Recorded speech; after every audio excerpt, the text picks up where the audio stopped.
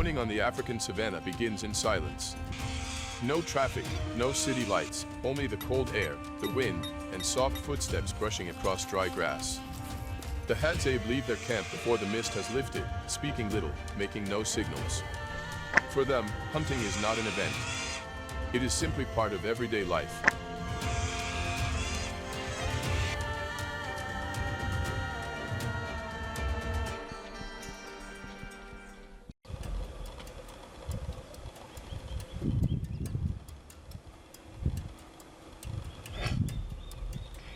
The bow in the hunter's hands is not new. The wood has darkened over the years, smoothed by sweat and countless grips across many hunting seasons. The bowstring has been replaced and retied more times than anyone can remember, each knot carrying a trace of time, of past hunts, and of moments when things didn't go as planned. There is no sight, no mechanical aid, no technology to reduce risk. There is only a single arrow, a brief moment, and a decision that cannot be taken back.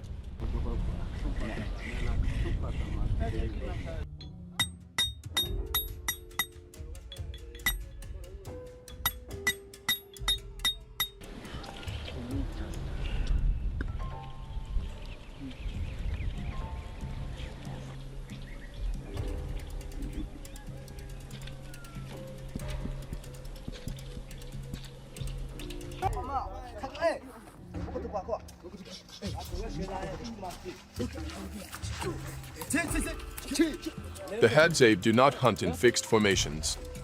There are no maps, no plans laid out in advance, no strategies named out loud. No one gives orders, and no one commands the group.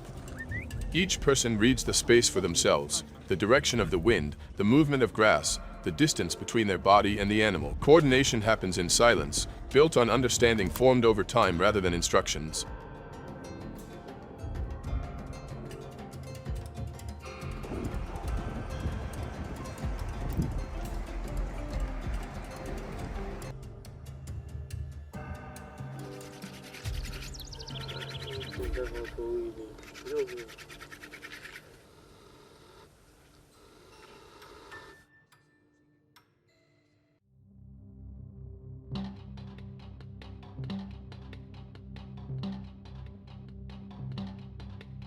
Everything lives in memory and accumulated experience. Knowledge is not written down, but etched through missed shots, days spent returning empty-handed, and lessons paid for through failure itself. These experiences shape precision, patience, and caution in every pull of the bowstring. For the Hadzabe, the bow is not just a hunting tool, it is an extension of the body and of memory, where skill, mistakes, and survival meet in a single moment.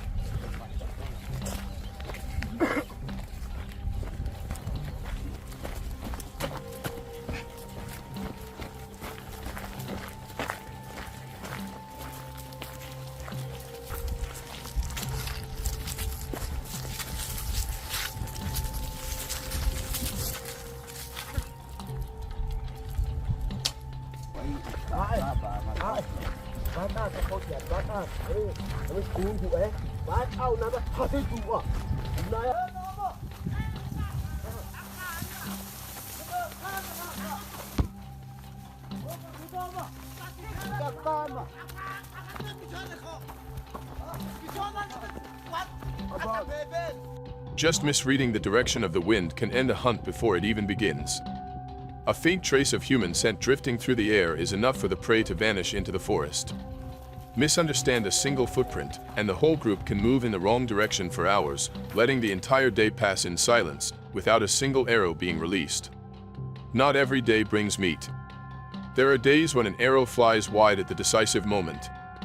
There are days when an antelope disappears faster than human thought, leaving behind only rustling grass and empty space. Yet no one gets angry, no one places blame, and no one treats it as a personal failure.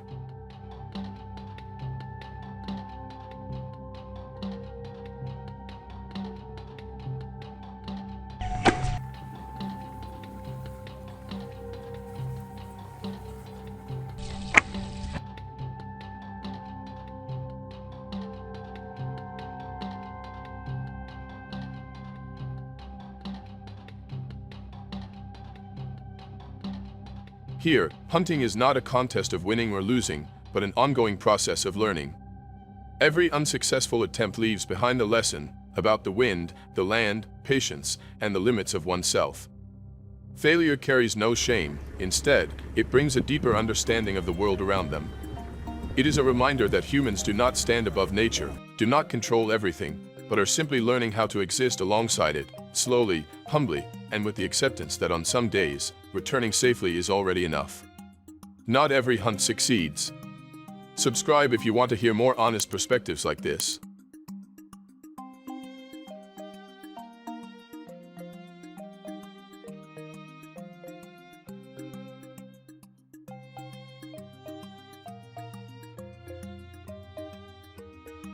The wild boar emerges from the low bushes, its body short and powerfully built. Heavy breathing echoes through the still air, and its curved tusks glint faintly in the darkness, just enough to warn that danger is very close.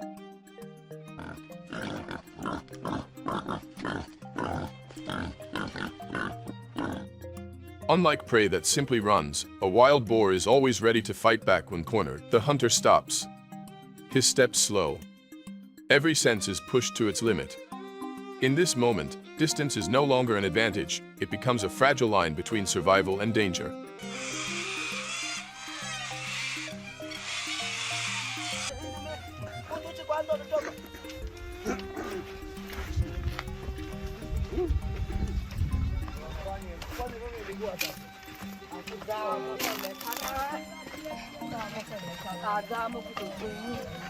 Breath is held.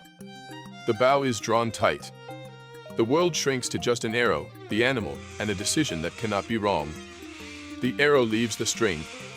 In the modern world, moments like this have almost disappeared, replaced by food that comes from supermarkets, prepackaged and separated from the harsh realities of nature. But for the Hadzabe, that distance does not exist. They live very close to their source of life, and because of that, they remain deeply aware of human limits.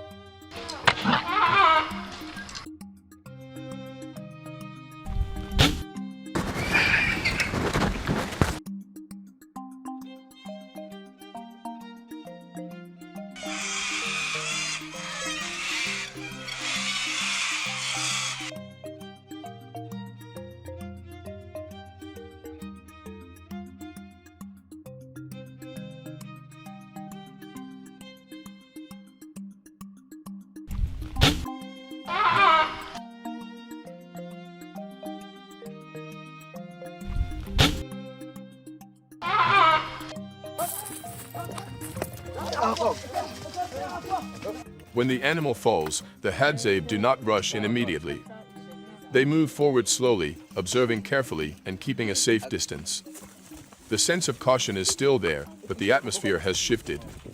A feeling of relief spreads through the group, accompanied by a quiet, genuine joy. For the Hadzabe, successfully taking down an animal is something to be grateful for, but they do not call it a victory. They understand clearly that this is not about winning or losing, but part of the natural cycle of life.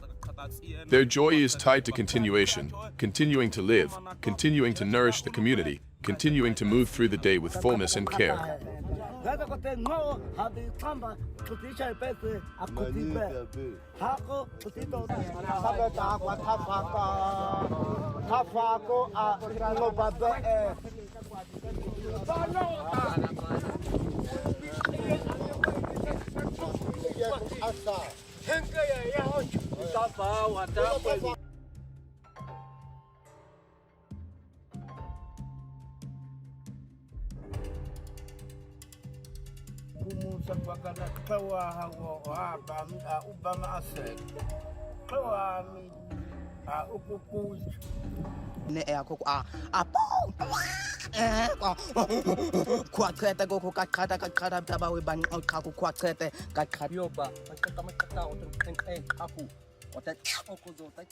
Because they live so close to nature, they are deeply aware of the fragile line between safety and risk. This awareness makes their joy calmer, deeper. No one treats this moment as something guaranteed. The food they have today is the result of patience, experience, and coordination, not something that can ever be taken for granted. That is why their joy does not explode, but it is very real. It lives in the way they look at one another, in the relief of knowing a shared meal is coming, and in a quiet sense of gratitude for life itself. It is the joy of people who understand the value of existence, and who therefore cherish every day they are able to continue living together. What do you think makes the rhythm of Hadzabe life so different? Share your thoughts.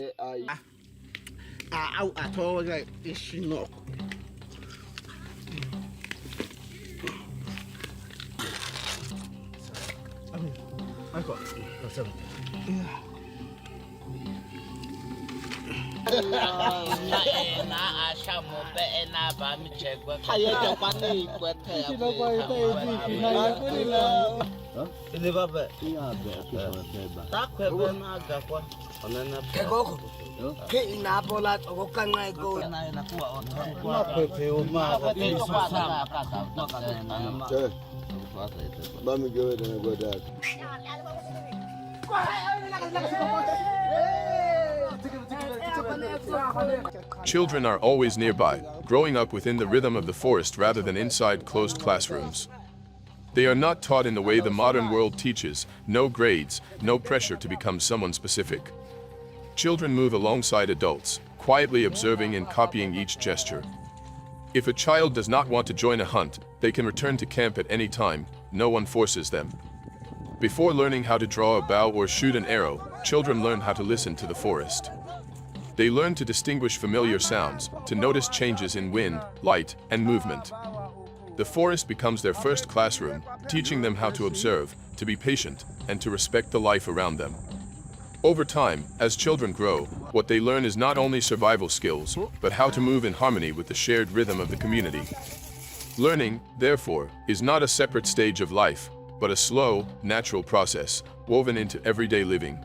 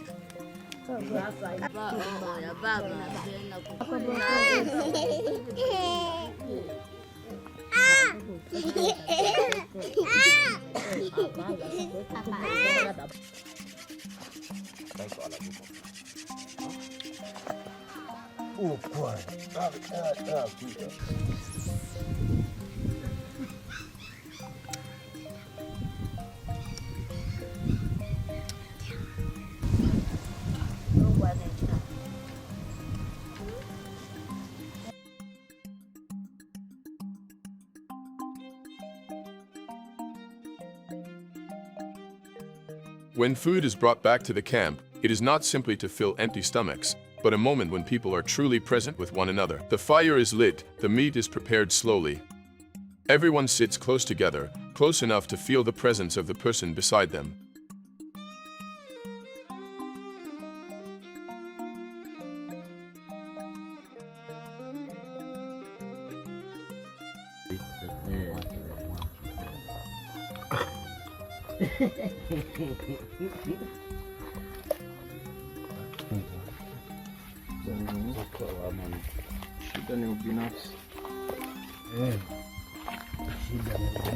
No one eats first, and no one separates to eat alone.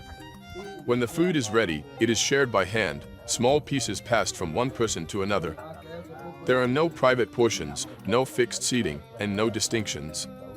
The meal unfolds simply, yet its meaning is unmistakable. Eating together is not just about being fed, but about reminding everyone that food belongs to the group and that each person's existence is tied to the community around them.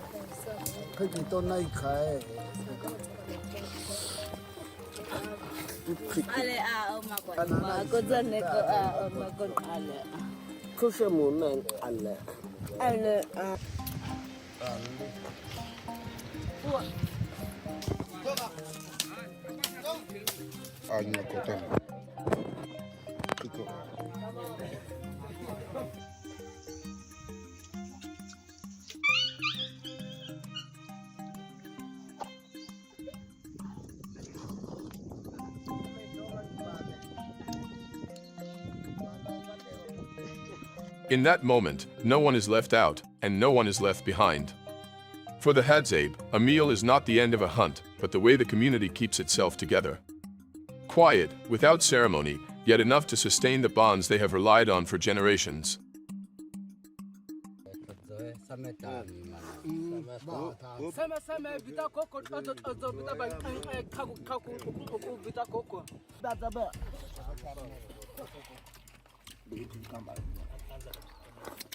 We live in a world where food has never been scarce.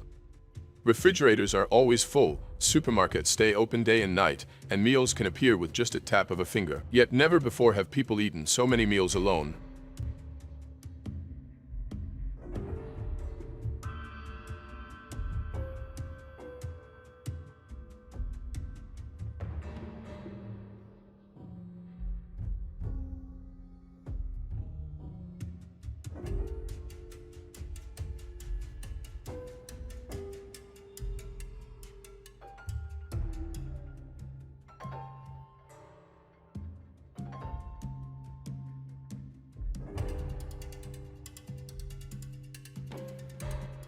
The Hadzabe live outside modern civilization, but they have never lost touch with what is most essential to being human: connection.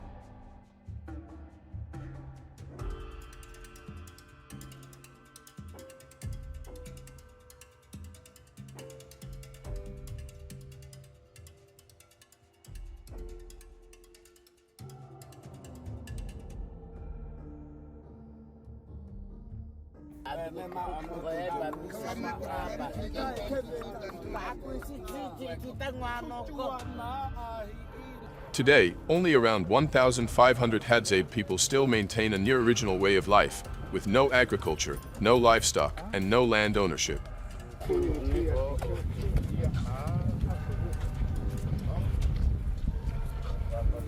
They survive through hunting and gathering, relying entirely on nature.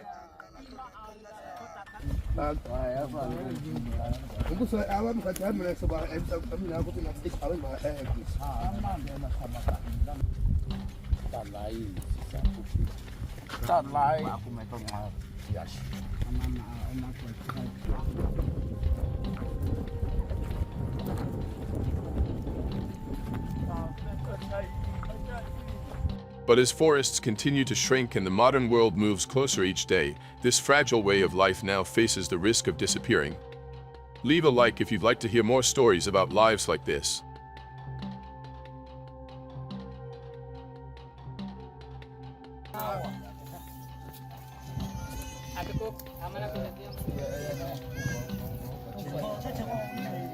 The hunt begins in complete silence. Soft footsteps glide over dry grass, eyes constantly scanning for the smallest signs in the forest.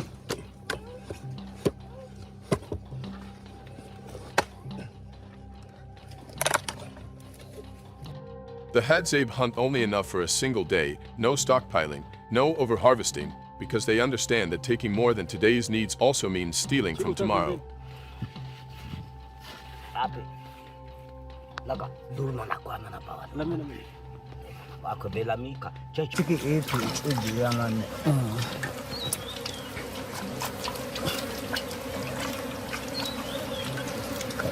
They do not hunt for sport. They do not hunt to prove strength. They hunt to live, and when they return to camp, the meat is shared equally among everyone. There is no portion reserved for the hunter, no larger share for the stronger one. Here, value does not lie in who releases the arrow, but in the survival of the entire community.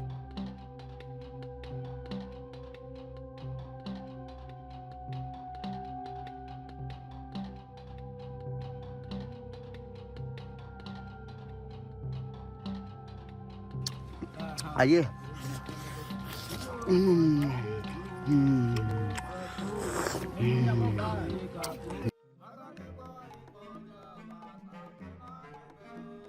Wealth is not what you own. It is what you are willing to share. If the forest disappears, this knowledge will disappear with it, knowledge shaped through thousands of years of survival. Thank you for walking with us on this journey. If you want to continue exploring stories of raw survival and ancient cultures, follow the channel and join us on the next journey.